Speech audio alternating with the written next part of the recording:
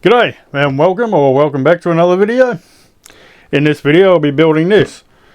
Well, at least I'll be building a chassis. So no digging around, we'll just get straight into it. Now don't stress if you think you might have missed a nice unboxing video of this buggy. I just kind of tipped it all out, ripped into it like a kid on Christmas Day. So there's all our parts. And yeah, we're ready for the build. And the manual's quite thick, it's almost like a phone book. But there's a lot of info in there, of course. It's got all required tools and stuff in there. It's got all your parts. There's even some little changes that have been made along the way. We'll check that out later. It's pretty simple, yeah. Different rod length. Beautiful. So first off I started with the diffs. And they're pretty simple. Get a little bit messy with grease and that, but they go together nicely. So what you got to do is, try not to lose all those little balls. Use magnetic screwdrivers if you need to, just to pick them up. But pretty simple.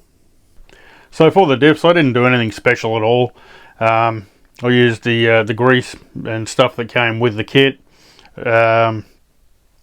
Just did it by the manual. When it comes to tightening, just do what the manual says, and that's about it. Now you don't want to forget to super glue this little side piece on the main gear. That could be catastrophic for the belt.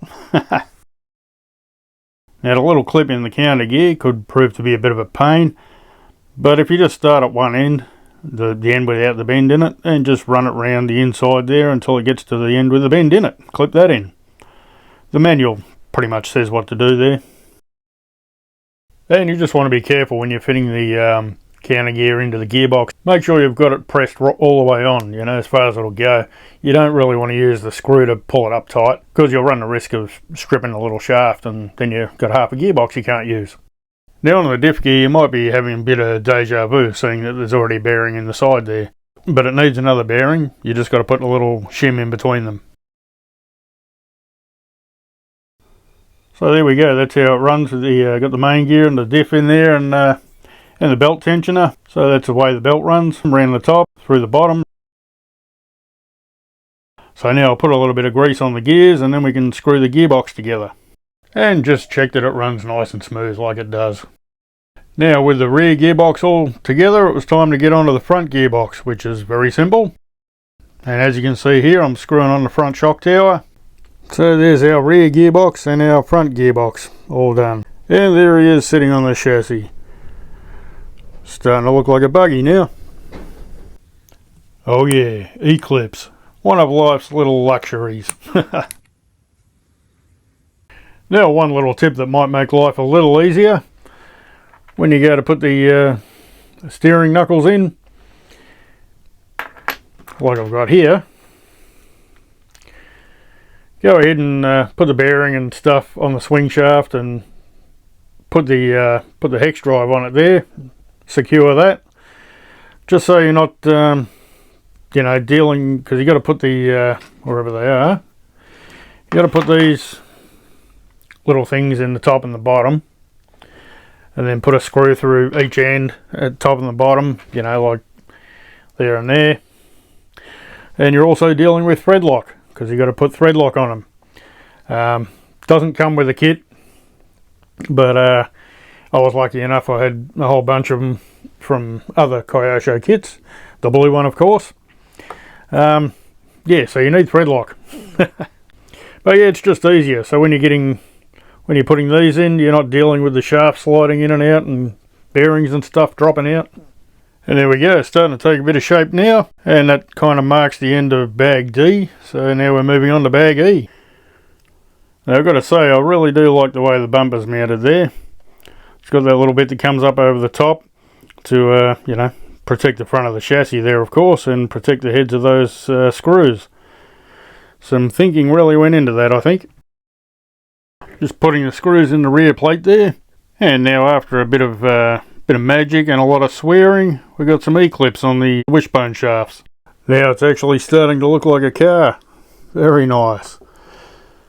Got the rear wishbones on, axles in. Now time to move on to the servo saver. And here's a quick easy way of putting the balls inside the rod ends. Kind of ruins your thumbs, but you get over it.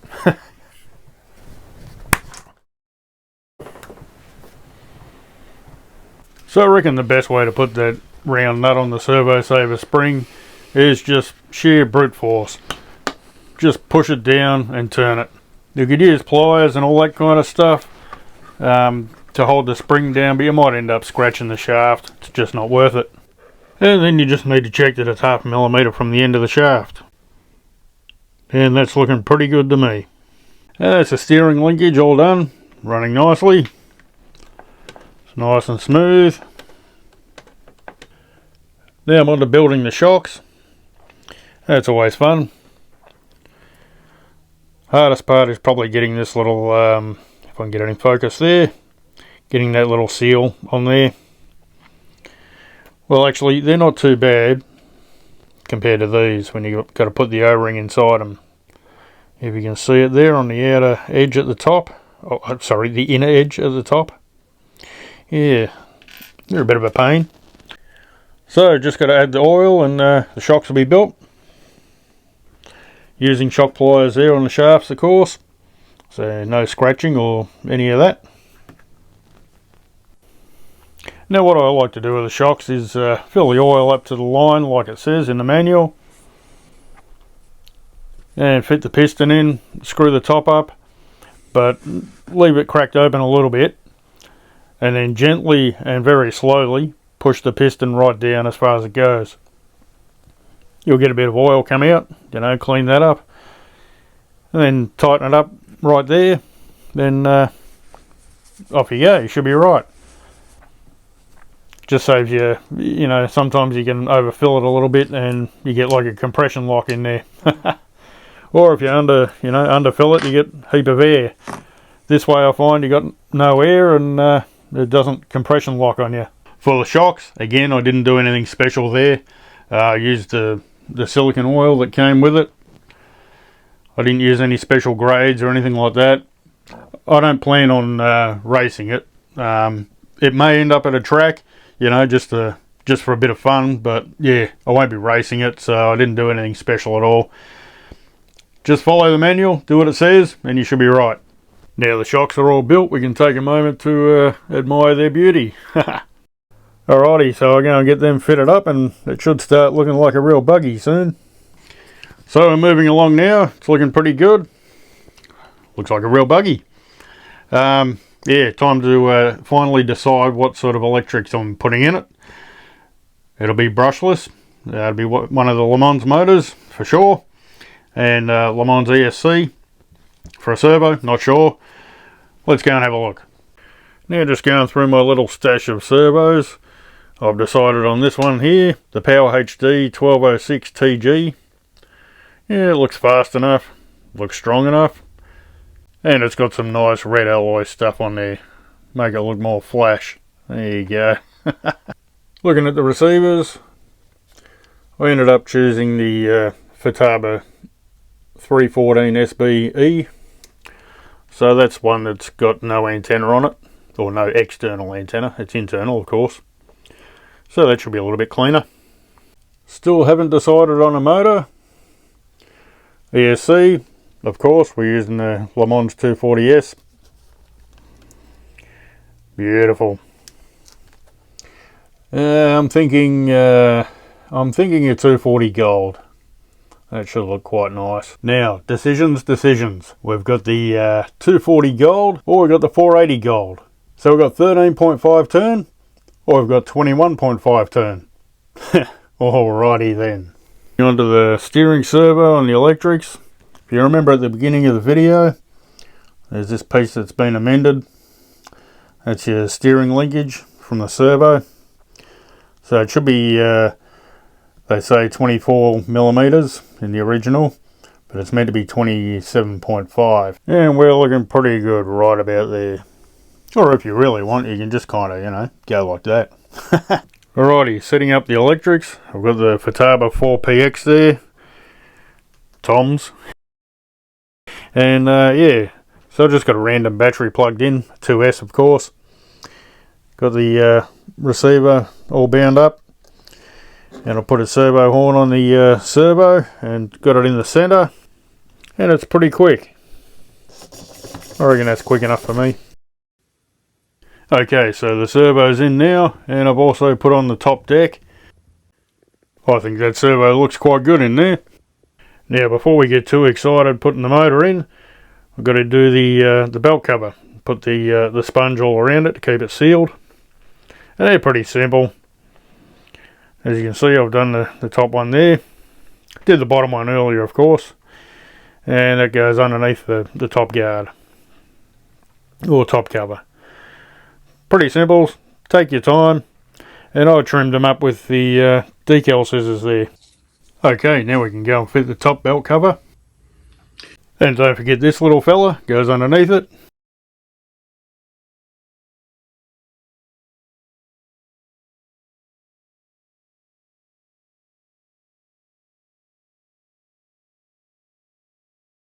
And there we go. Now we can put the bottom cover on. Now, after wrestling with that bottom cover for a few minutes there, as you can see, there's no real gap above the steering. It's very fine gap there. So kind of put it in and slide it forward so it covers up the front of the gearbox there, if you know what I mean. And then line the holes up. Drop a couple of Allen keys in once you get it all right, and you can put the first screw in. And from there we should be pretty right, I think. I hope. Now we can put the rest of our screws in.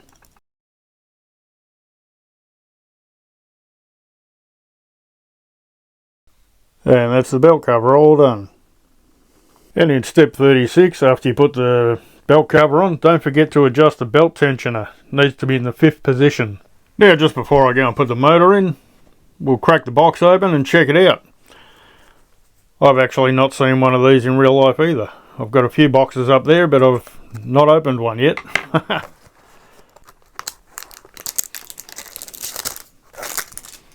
Not easy to get into. Finally, that's a plastic wrap. Alrighty, let's crack her open. There we go. So we've got a manual in there, very good. Couple of stickers, very nice. And our motor. Yeah, here we go. Oh yeah, I'm putting fingerprints on it. There we go. How pretty is that?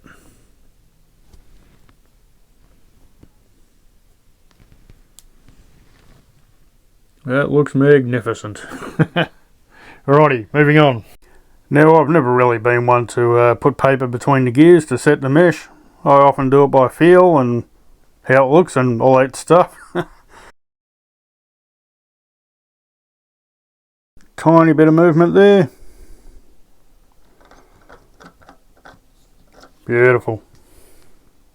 So the motor's in and the spur cover's on. Now we can get onto the electrics. Now we're onto the wiring. Got the ESC in. Got the receiver in. Beautiful. And we've got these little battery, I don't know what you call them, standoffs, I guess. Now I really like this bit of cable management they got there. That's fantastic. Anyway, I'll show you what I did with the servo and ESC wires there. So one way I keep these servo wires out of the way, use intersecting cable ties. Put one around that way, and one across there, and then we can zip tie it around here. Make sure that's nice and tight before we snip it off.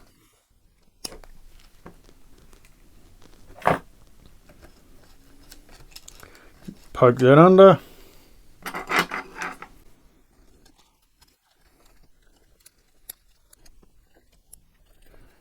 There we go. If it plays nice, we'll be okay.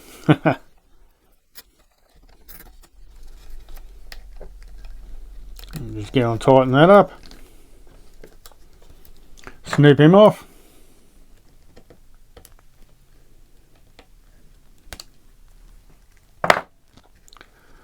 And we can just move that around so it looks a little bit better.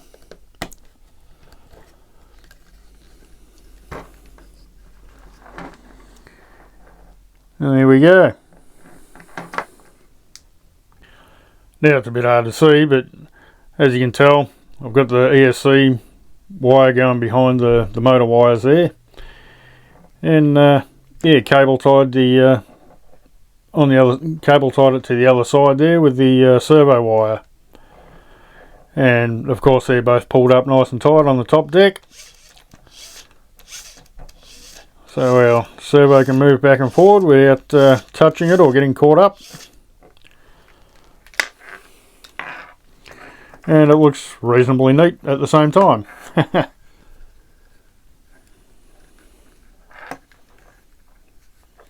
Something like that. Beautiful. Now I know what you're thinking. Why didn't you just use one cable tie? Why two? Well, we've got our wire. We want to cable tie it to something like this. If we just go corner to corner, it tends to pull the wire one way or the other. I wanted it straight, so it doesn't interfere with the servo at all. And that's that. So I've soldered up the motor wires. And one thing I like to do is a bit of masking around it so you don't get, you get a bit of flux splatter and whatever. I can go ahead and take that off now.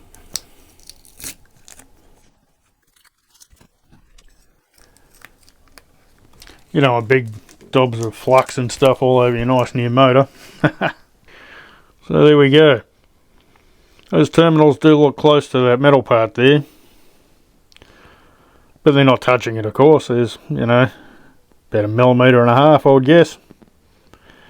Anyway, that's the motor soldered up. So I've moved ahead now and fitted the on-off switch.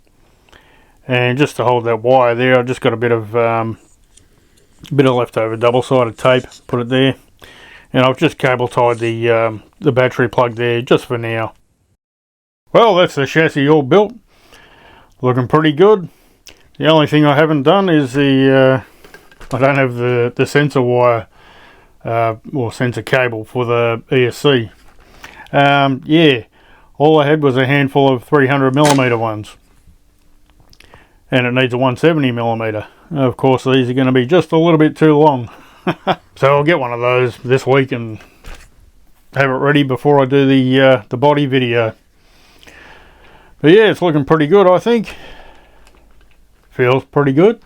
So yeah, Kyosho have done another fine job with their Legendary series. Another great kit.